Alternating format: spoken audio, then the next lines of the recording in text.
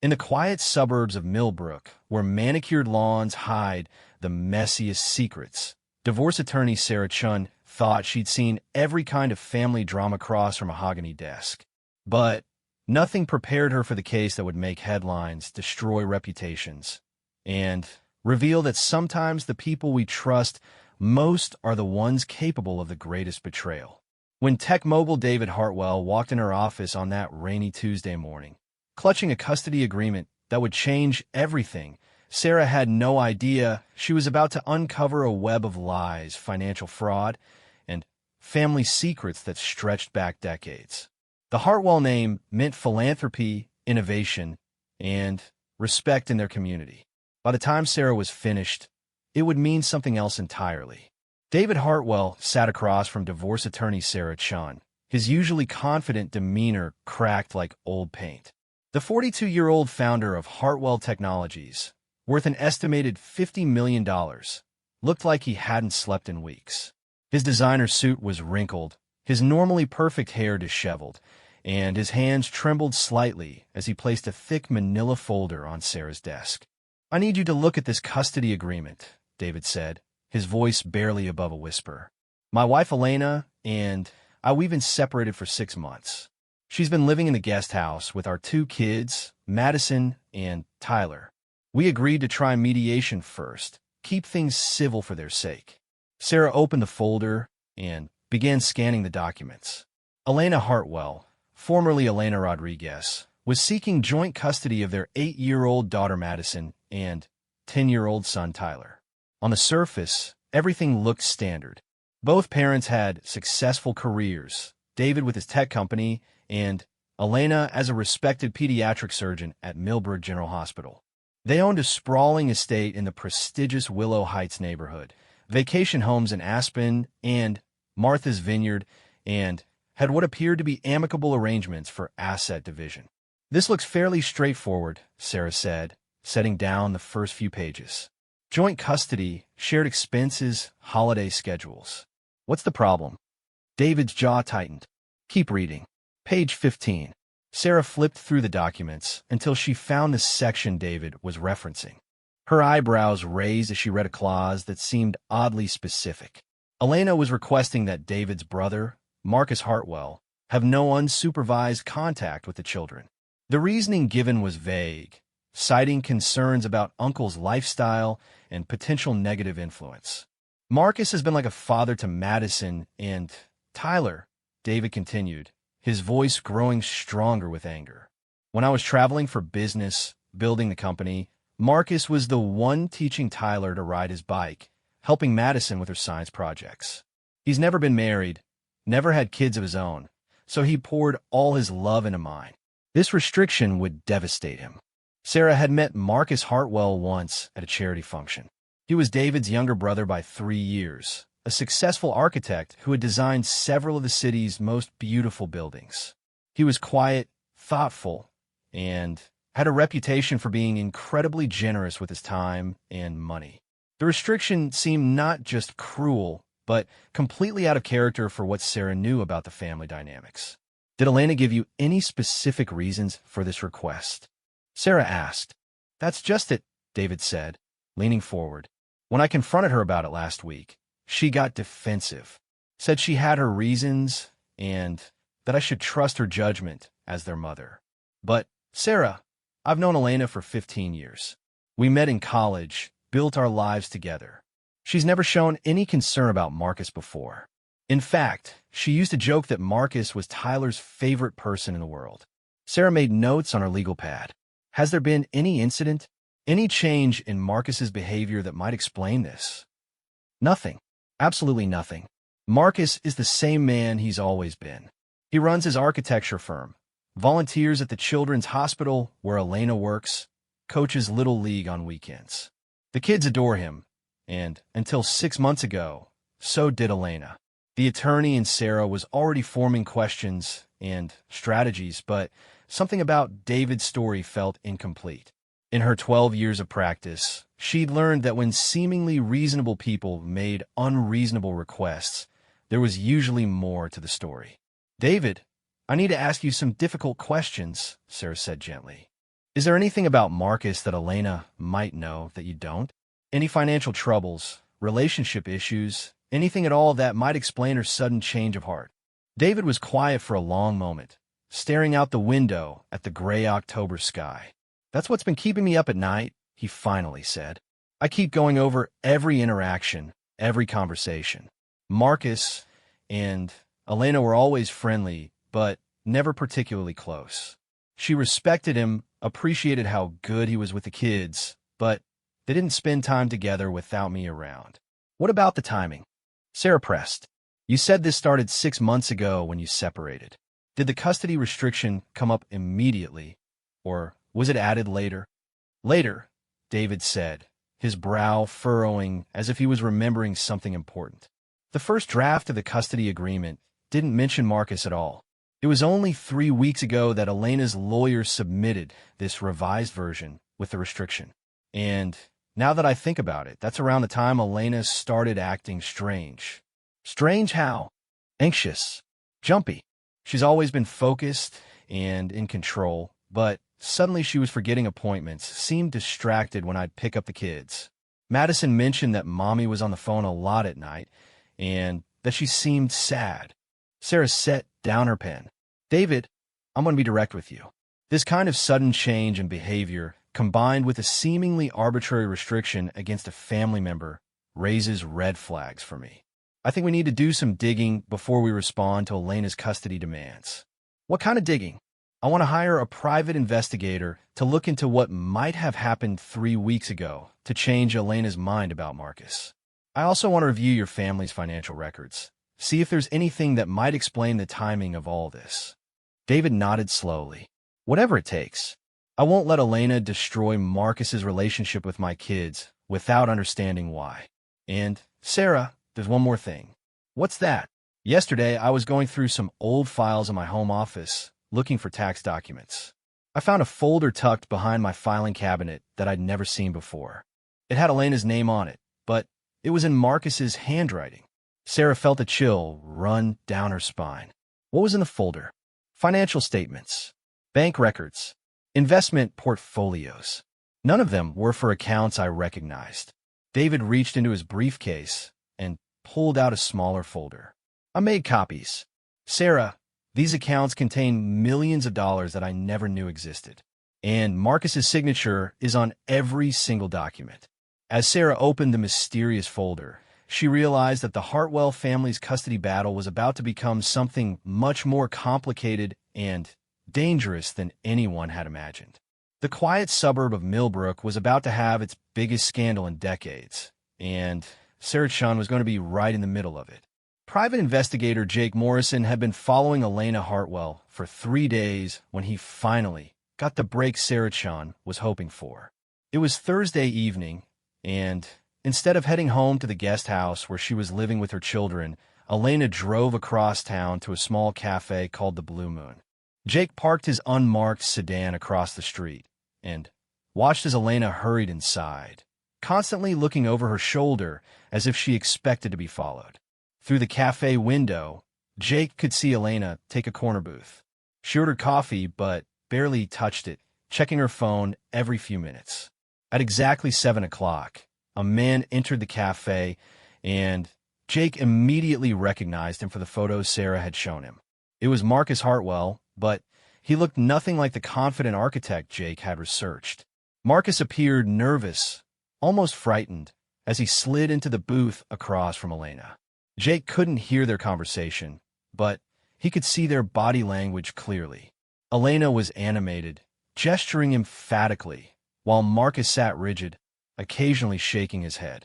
At one point, Elena reached across the table and grabbed Marcus's wrist, and Jake could see Marcus pull away as if he'd been burned. The meeting lasted only 20 minutes before Marcus abruptly stood up and left the cafe, leaving Elena sitting alone with tears streaming down her face.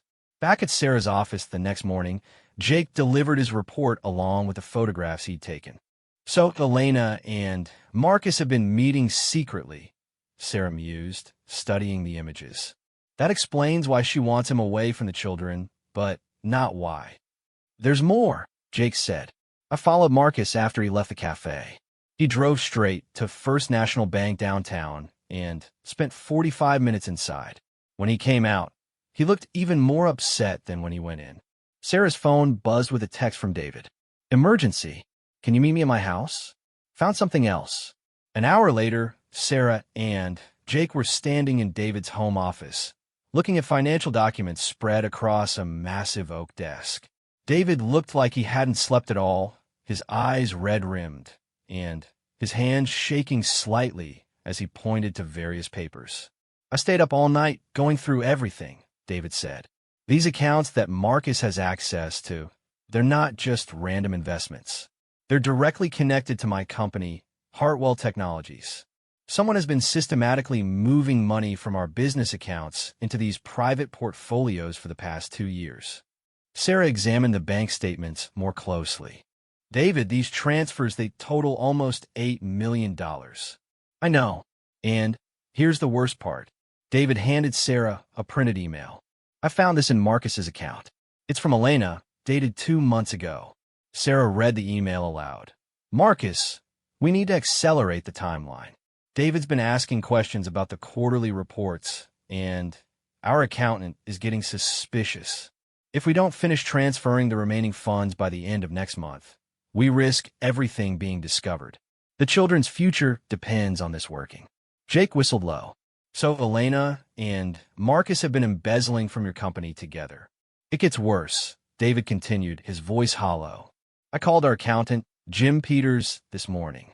I've known Jim for 10 years, trusted him completely. When I started asking about these accounts, he broke down and confessed everything. Sarah sat down heavily in David's desk chair. What did he tell you? Elena approached Jim 18 months ago. She said Marcus had discovered some irregularities in the company's books and that they needed to quietly move money to protect it from potential auditors. She said it was temporary, just until they could sort out the problem. Jim trusted Elena because she's my wife, and he trusted Marcus because he's my brother. But there were no irregularities, Jake said.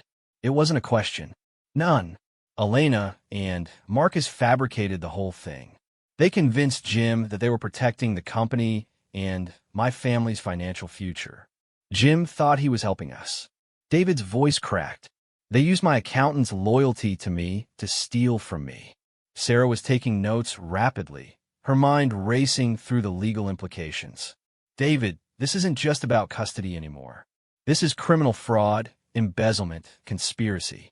We're talking about felony charges that could result in serious prison time for both Elena and Marcus. I know, David said quietly, but I still don't understand why. Elena's a successful doctor. Marcus has his own thriving business. Why would they risk everything to steal from me? Jake had been studying the financial documents while they talked. David, look at the dates of these transfers. The largest ones happened right around the time Elena filed for divorce. I think they were planning to take this money and disappear. But Elena didn't disappear, Sarah pointed out. She's still here, still fighting for custody. Something must have gone wrong with their plan. David pulled up another document on his computer. I think I know what went wrong. 3 weeks ago, the same time Elena added the restriction about Marcus to the custody agreement, there was a problem with one of the foreign accounts they were using. It got frozen by international banking regulations. Sarah studied the bank notification David was showing her. They lost access to $2.3 million. Exactly. And without that money, Elena couldn't disappear with the kids like they'd planned. She's trapped here, trying to maintain her cover story while figuring out how to get to the rest of the money. That's why she wants Marcus away from the children, Jake realized. She's afraid he might crack under pressure and tell them something that would expose the whole scheme. Sarah stood up and began pacing. We need to be very careful about how we handle this. Elena is a respected doctor in this community, and Marcus is a prominent businessman. If we accuse them publicly without ironclad proof, it could backfire. What do you suggest? David asked. First, we document everything. Every account, every transfer, every communication we can find. Second, we need to understand the full scope of what they've taken and where it is now. Third, we need to figure out Elena's endgame. Is she still trying to get access to the frozen funds? Is she planning another way to disappear with the money? David's phone rang, interrupting their discussion. He looked at the caller ID and frowned. It's Elena. Answer it, Sarah said quickly. Act normal. Don't let her know what you've discovered. David took a deep breath and answered the phone, putting it on speaker so Sarah and Jake could hear. David, Elena's voice sounded strained. We need to talk about the custody agreement. I think maybe we can work out a compromise about Marcus. Sarah raised her eyebrows. Elena was making a move. What kind of compromise? David asked, keeping his voice neutral. Can you meet me tonight? 8 o'clock at the house. I'll send the kids to my mother's for the evening. We need to discuss this privately. After David agreed and hung up, Sarah looked at him seriously. David, I don't think you should meet with Elena alone. If she's desperate enough to steal $8 million, there's no telling what she might do if she thinks you're getting close to the truth. I have to go, David said firmly. If Elena is ready to negotiate, maybe we can end this without destroying the kids' lives. Maybe we can get the money back and keep this quiet. But as Sarah and Jake left David's house that afternoon, both of them had the same terrible feeling that Elena Hartwell wasn't planning to negotiate. She was planning something much more dangerous, and David was walking straight into her trap. Elena Hartwell stood in the kitchen of the main house, where she had lived happily for 8 years, methodically packing a small suitcase. The children were at her mother's house as promised, but not because she wanted privacy for a custody negotiation. Elena was finally ready to disappear, and she needed David out of the way permanently to make it work. On the granite countertop lay 3 items that would change everything. A bottle of David's heart medication, a small vial of liquid that looked exactly like the medication but wasn't, and a syringe. Elena's hands were steady as she worked. After all, she was a surgeon accustomed to making life and death decisions with precision and calm. The irony wasn't lost on her that she was about to use her medical expertise to solve a problem that Marcus's weakness had created. If Marcus had just stuck to the plan, they would have been living in Switzerland by now with new identities and enough money to last several lifetimes. Instead, his guilty conscience and growing attachment to David's children had ruined everything. Elena's phone buzzed with a text from Marcus. Please reconsider. We can find another way. David doesn't deserve this. She deleted the message without responding. Marcus had become a liability, and after tonight, she would cut all ties with him too. Meanwhile, 3 miles away, Sarah Chun was having the worst feeling of her legal career. Despite David's insistence that he could handle Elena alone, Sarah had convinced Jake to position himself outside the Hartwell estate with a clear view of the main house. Something about Elena's sudden willingness to compromise felt wrong. Jake, can you see anything? Sarah asked through their phone connection. Elena's moving around in the kitchen, Jake reported. Looks like she's packing something. Wait, David's car is pulling into the driveway. David parked his BMW next to Elena's Mercedes and walked to the front door. He was carrying a bouquet of flowers, probably hoping to soften whatever conversation they were about to have. As he reached for the doorbell, Elena opened the door before he could ring it. David, Elena said with a smile that didn't reach her eyes. Thank you for coming. These are beautiful. She accepted the flowers and gestured him inside. Jake watched them disappear into the house and settled in for what he hoped would be a boring evening of surveillance. Inside the house, David followed Elena to the kitchen, noticing how clean and organized everything was. Too organized, actually like someone was preparing to leave and not come back. Elena, I've been thinking about what you said on the phone, David began, about Marcus and the custody arrangement. Maybe we can work something out that protects the kids, but doesn't completely cut them out of their lives. Elena turned away from him, ostensibly to put the flowers in water, but actually to compose her face into an expression of relief and gratitude. David, I'm so glad you said that. I've been under so much stress lately, and I think I may have overreacted about Marcus. What kind of stress? David asked, and Elena could hear the genuine concern in his voice. Even after everything, he still cared about her well-being. The divorce, the custody battle, trying to figure out how to co-parent effectively. You know how important the children's stability is to me. Elena reached into the refrigerator and pulled out a bottle of David's favorite beer. Sit down. Let's talk about this like the adults we are. David accepted the beer gratefully and sat at the kitchen island where they had shared thousands of meals and conversations during their marriage. Elena, I want you to know that whatever problems we have between us, I would never do anything to hurt you or make co-parenting harder than it has to be. Elena opened David's beer and set it in front of him, then poured herself a glass of wine.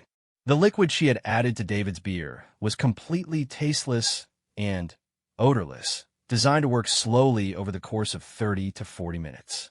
By the time symptoms appeared, it would be too late for intervention. I know, David. That's one of the things I always loved about you. Your integrity. Elena raised her wine glass to finding a solution that works for everyone. David clinked his beer bottle against her glass and took a long drink. You know, I've been doing some thinking about us too, about what went wrong. Maybe when all this custody stuff is settled, we could try marriage counseling. For the kids' sake, if nothing else. Elena's stomach twisted with an emotion she couldn't quite identify. Guilt? Regret? She pushed it down and smiled. That's a lovely thought, David. They talked for 20 more minutes about custody schedules, holiday arrangements, and the children's school activities. David finished his beer, and Elena poured him another one, this time without any additives. She needed him to consume enough of the doctored beer to be effective, but not so much that he became obviously impaired before the substance took effect. I have something I need to tell you, Elena said, setting down her wine glass. About Marcus. David leaned forward attentively. What about him? I found out something about him that I didn't want to burden you with during our separation. But if we're going to co-parent effectively, you need to know. Elena had rehearsed this story carefully. She was going to tell David that Marcus had been embezzling from the company, but that she had discovered it and been trying to protect David from the betrayal. She would say that Marcus had threatened her to keep quiet, which was why she wanted him away from the children. It was a perfect story that would make her look like the protective wife and mother while casting Marcus as the villain. But as she looked at David's trusting face, Elena realized she couldn't go through with the lie. Not because she had developed a conscience, but because David was too smart. If she tried to frame Marcus for the embezzlement, David would start asking questions and examining financial records. He would discover the truth eventually, and by then, Elena would be long gone, and Marcus would be left to face the consequences alone. Better to let David discover the embezzlement after she was safely out of the country. Marcus could deal with his own problems. You know what? Elena said, forcing a laugh. It's not important right now. Let's focus on the custody agreement. David looked confused, but didn't press the issue. He was starting to feel slightly dizzy, which he attributed to drinking beer on an empty stomach. Elena, maybe I should head home soon. I'm feeling a little off tonight. Of course, Elena said quickly. But first, let me show you something upstairs. I found some old photo albums of the kids when I was packing up the guest house. I thought you might want to take some pictures for your apartment. David stood up, swaying slightly. The dizziness was getting worse. Elena, I think I might be coming down with something. Maybe I should look at the photos another time. Don't be silly. It will just take a minute.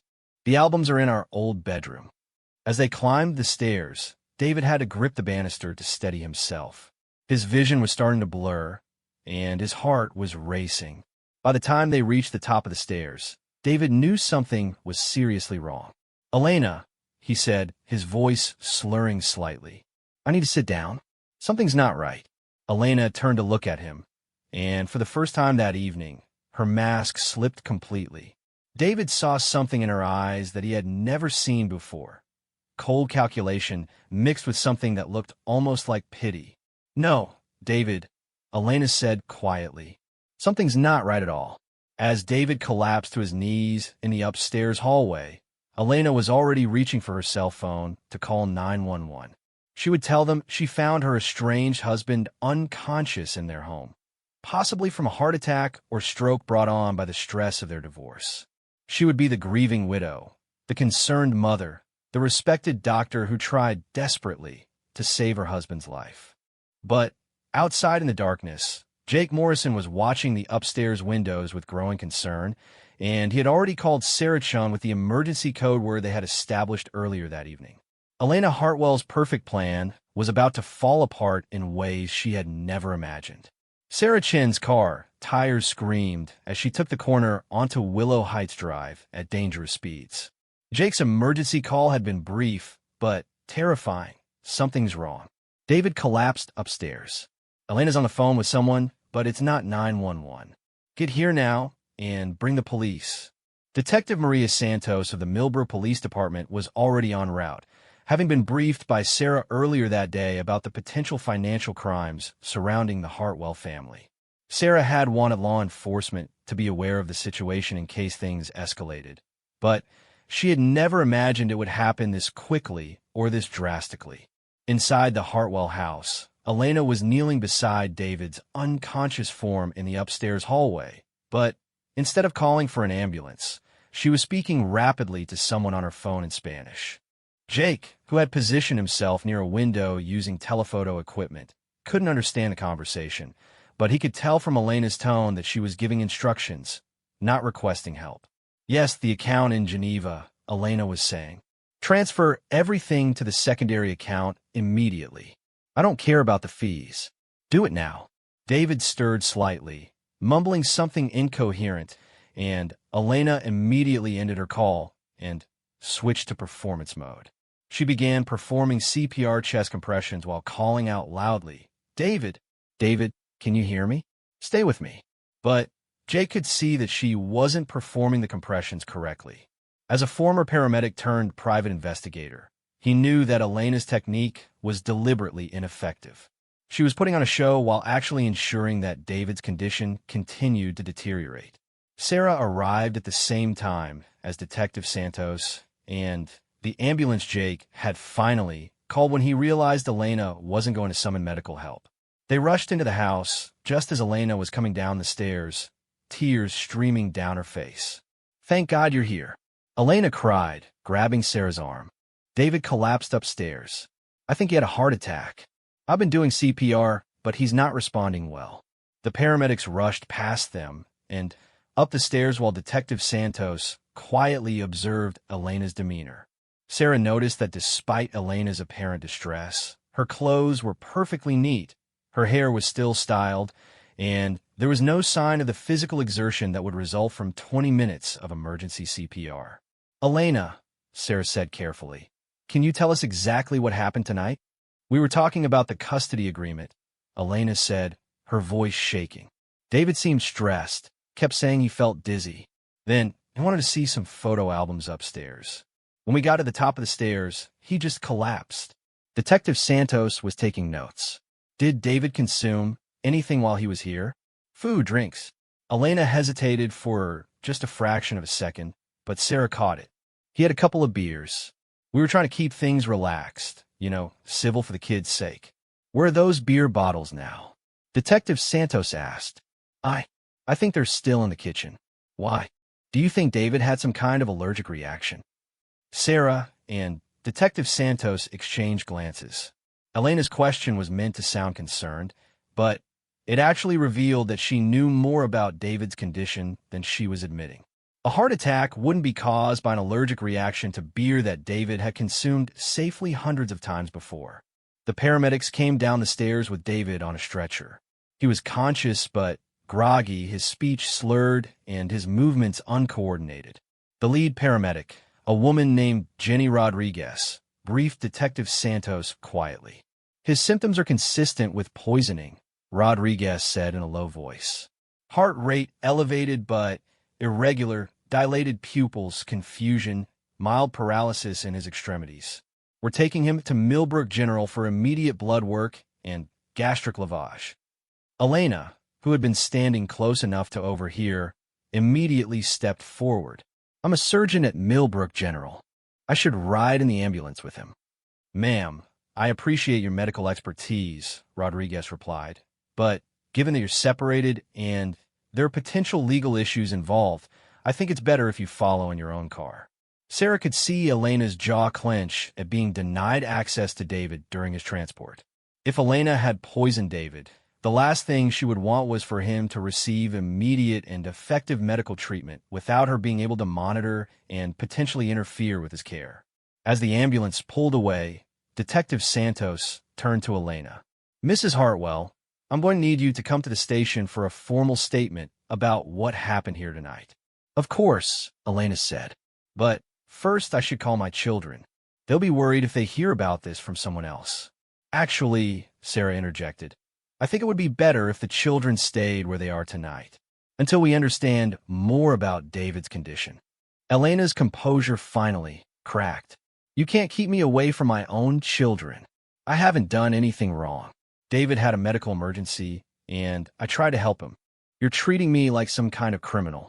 Detective Santos stepped closer to Elena. "Ma'am, we're just being cautious. Your husband's symptoms are concerning, and we want to make sure we understand all the facts before we make any decisions about next steps." While Elena was arguing with Detective Santos, Sarah stepped into the kitchen and immediately spotted the beer bottles Elena had mentioned. She also noticed something Elena probably hadn't intended for anyone to see: a small glass vial in the trash can, partially hidden under some paper towels. Sarah carefully retrieved the vial using a paper towel and showed it to Detective Santos. The vial was labeled with a pharmaceutical name that Sarah didn't recognize, but the label clearly indicated it was meant for research purposes only and was not approved for human consumption. "Elena," Detective Santos said, holding up the vial, "can you explain why this was in your trash?" Elena looked at the vial, and Sarah could see her mind racing, trying to construct an explanation. "I have no idea what that is. Maybe David brought it with him? He's been under a lot of stress lately. Maybe he was taking something for anxiety." It was a weak lie, and everyone in the room knew it. David would never take an unknown substance, especially one labeled for research only.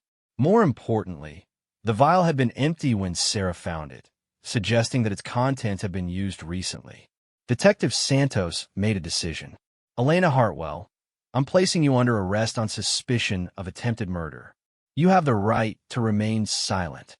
As Elena was being handcuffed, she looked directly at Sarah with an expression of pure hatred. "This isn't over," she said quietly. "You have no idea what you're interfering with." Sarah felt a chill run down her spine. Even facing arrest for attempted murder, Elena sounded more angry about having her plans disrupted than worried about the consequences of her actions. As Detective Santos led Elena away, Sarah's phone rang. It was Jake, calling from the hospital. "Sarah, you need to get down here immediately," Jake said. "David's conscious and talking. And what he's telling the doctors about Marcus and the money, it's worse than we thought. Much worse." Sarah locked up the Hartwell house and drove toward the hospital, knowing that Elena's arrest was just the beginning. The real story of the Hartwell family's betrayal was about to unfold, and Sarah had a sinking feeling that the $8 million they had discovered was just the tip of the iceberg. David Hartwell sat propped up in his hospital bed, electrodes monitoring his heart rate, while in 4 dripped fluids to flush the remaining toxins from his system. The blood test had confirmed Detective Santos' suspicions. David had been poisoned with a research-grade compound that mimics the symptoms of heart failure while being nearly impossible to detect without specific testing.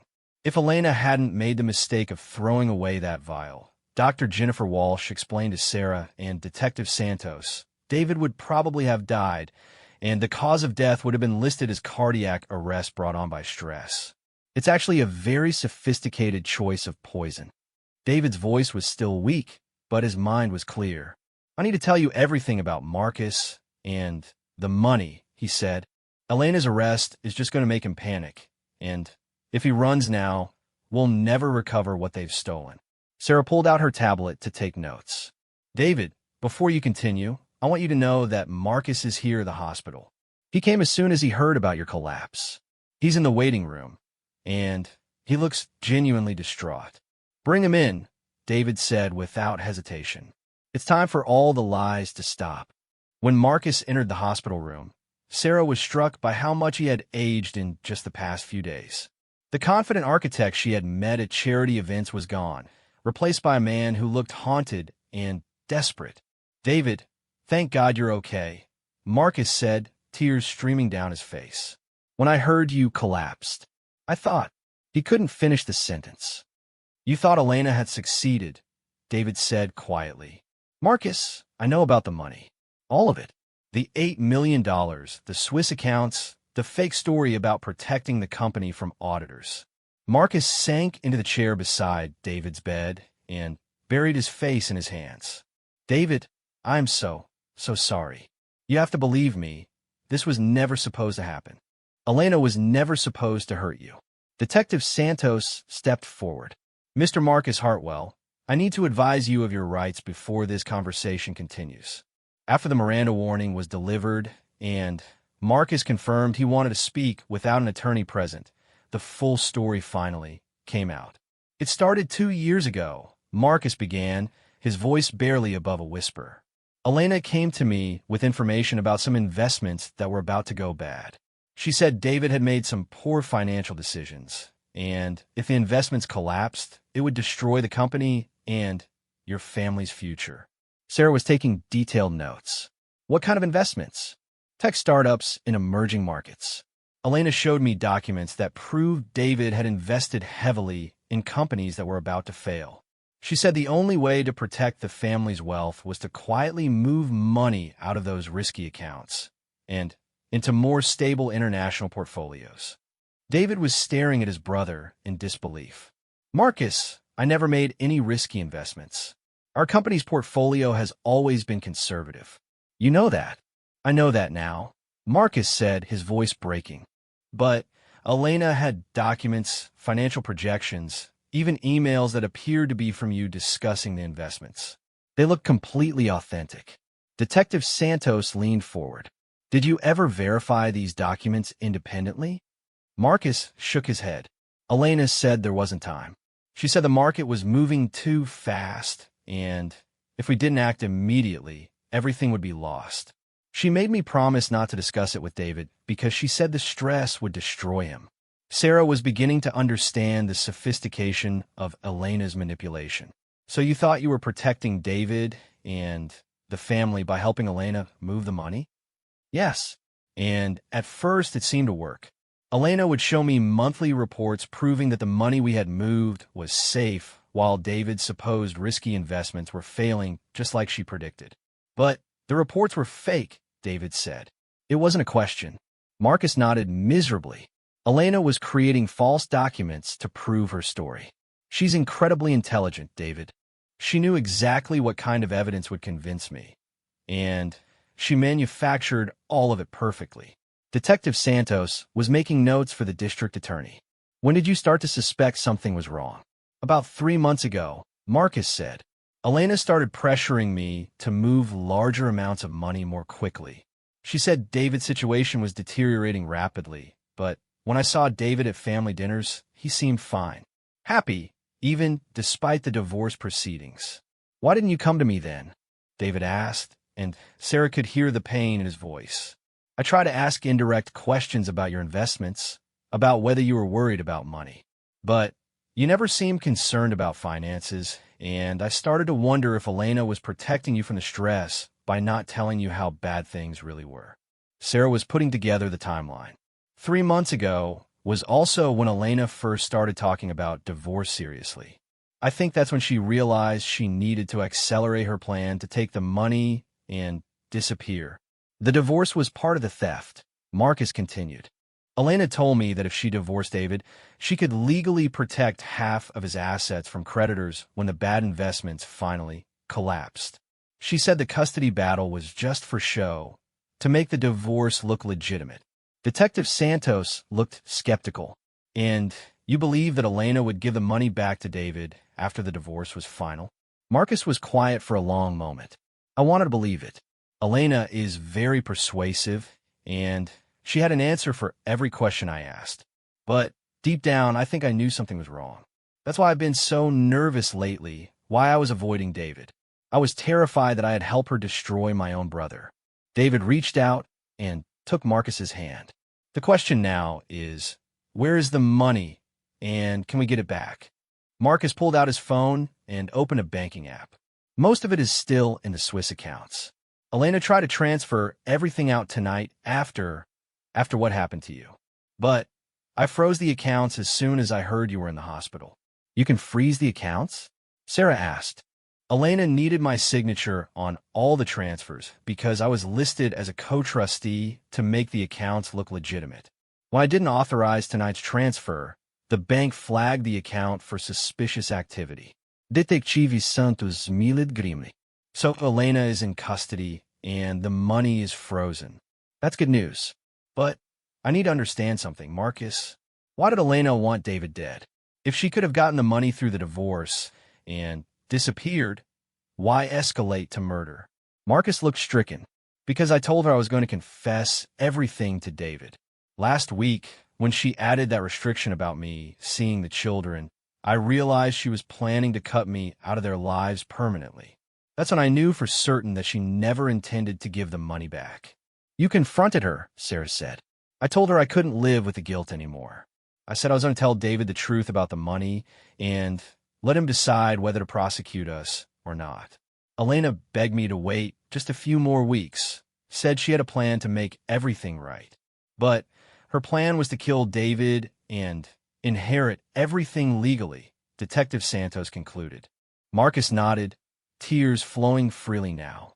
She said David was going to find out about the embezzlement anyway, and if he died before he could change his will or file criminal charges, she would inherit his half of the estate plus the money we had already stolen. She would be one of the wealthiest widows in the state. David was quiet for several minutes, processing everything his brother had told them. Finally, he looked up at Sarah. What happens now? Sarah consulted her notes. Legally, Elena will be charged with attempted murder, embezzlement, fraud, and conspiracy. Marcus will likely face embezzlement and fraud charges, but his cooperation and the fact that he was manipulated will work in his favor. What about the money? With Marcus's cooperation, we should be able to recover most of it. The Swiss banks will work with law enforcement to repatriate funds that were stolen from U.S. accounts. Detective Santos stood up to leave.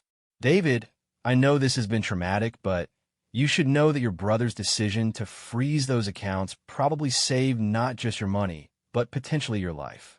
If Elena had successfully transferred those funds tonight, she would have had no reason to keep you alive. After Detective Santos left, David and Marcus sat quietly for a few minutes. Finally, David spoke. Marcus, I'm not going to lie to you. What you did was wrong, and it's going to take time for me to trust you again. But I understand how Elena manipulated you, and I know you thought you were protecting me. Marcus looked up hopefully. The kids still love you, David continued. And despite everything, so do I. We're going to get through this as a family. Sarah packed up her notes, knowing that the legal proceedings would take months to resolve, but feeling satisfied that justice would be served. As she prepared to leave, David called out to her. Sarah, there's one more thing. Elena said something to you when she was being arrested. This isn't over, and you have no idea what you're interfering with. Do you think there might be more to this than just the embezzlement? Sarah paused at the door. She had been wondering the same thing. Elena's reaction to being caught had been more angry than afraid, as if the attempted murder and theft were just part of a larger plan. I think we should ask Detective Santos to take a very close look at Elena's activities over the past 2 years, Sarah said. Someone sophisticated enough to create fake financial documents and obtain research-grade poison might have other secrets we haven't discovered yet. As Sarah left the hospital, she couldn't shake the feeling that Elena Hartwell's story was far from over.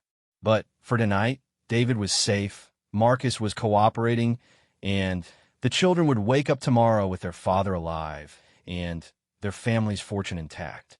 In her car driving home, Sarah's phone buzzed with a text from an unknown number. The Hartwell case is just the beginning. Elena Rodriguez had many identities, and David's company wasn't her first target. If you want to know the truth about who your client really married, meet me tomorrow at noon at Central Park. Come alone. Sarah stared at the message, her blood running cold. Elena Rodriguez Hartwell apparently had secrets that no one, not even Marcus, knew about. and someone who knew those secrets wanted to meet with Sarah. The custody battle that had started with a simple restriction against an uncle was about to become something much more dangerous than anyone had imagined.